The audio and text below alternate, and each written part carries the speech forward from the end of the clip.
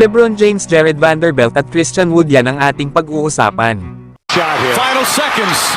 Bryant for the win. Bang! LeBron James balak naman na dalhin ang series nila sa Denver Nuggets sa Game 5. At gusto nga nito na maipanalo ang Game 4 na kung saan ay humaharap sila sa matinding pagsubok. Dahil kapag natalo pa sila ng Denver Nuggets bukas ay maagang magbabakasyon itong Los Angeles Lakers.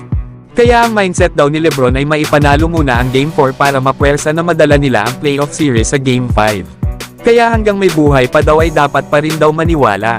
Kaya sa palagay pa daw ni LeBron ay kailangan pa din daw nilang maglaro hanggang sa mahulog ang mga gulong. Yan nga mga idol ang mindset ni LeBron para sa Game 4 bukas.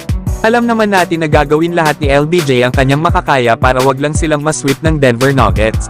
Na kung matatandaan last year sa Western Conference Finals ay gumawa ito ng 40 points na kung saan ay natalo pa rin sila.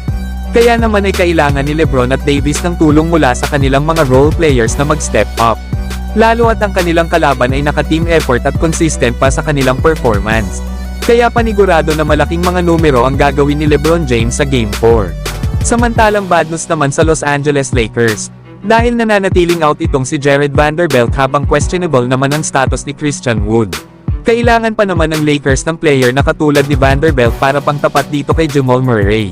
Alam naman natin na hindi ito kayang mapigilan ng kahit na sino kana Gabe Vincent at D'Angelo Russell. Kaya malaking bagay sana kung mababawasan ng Lakers ang mga puntos na nagagawa nitong si Jamal Murray kung andyan lang itong si Vanderbilt. Okay lang naman kahit hindi scorer itong si Vando mga idol, at least malaking bagay na yung malimitahan niya ang mga numero ng isang Jamal Murray. Isa pa ay kailangan din ng Lakers ng isa pang big man. Dahil kinakain lang sila nila MPJ, Aaron Gordon at Nikola Jokic sa ilalim sa pagkuha ng mga rebounds. Nagiging dahilan din ito para makakuha ang Denver Nuggets ng second chance points. Kaya lugi talaga ang Lakers pagdating sa size advantage at talagang ginagamit ito ng Denver Nuggets sa kanila.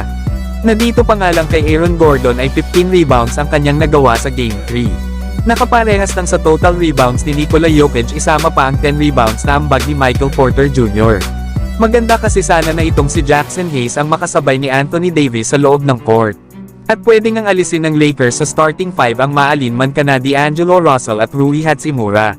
Alam naman natin na itong si Jackson Hayes ay isang mahusay na defender, isang athletic at mataas ang energy sa loob ng court. At panigurado na kaya niyang masabayan sa pagkuha ng rebounds itong sila Aaron Gordon at Nikola Jokic. Siyempre sa tambalang Davis at Jackson Hayes ay mababawasan ang pagiging dominate ng Denver Nuggets sa painted area. Kaya naman pagkakataon na nila Anthony Davis at LeBron James na patakbuhin ang opensa ng kanilang kupunan.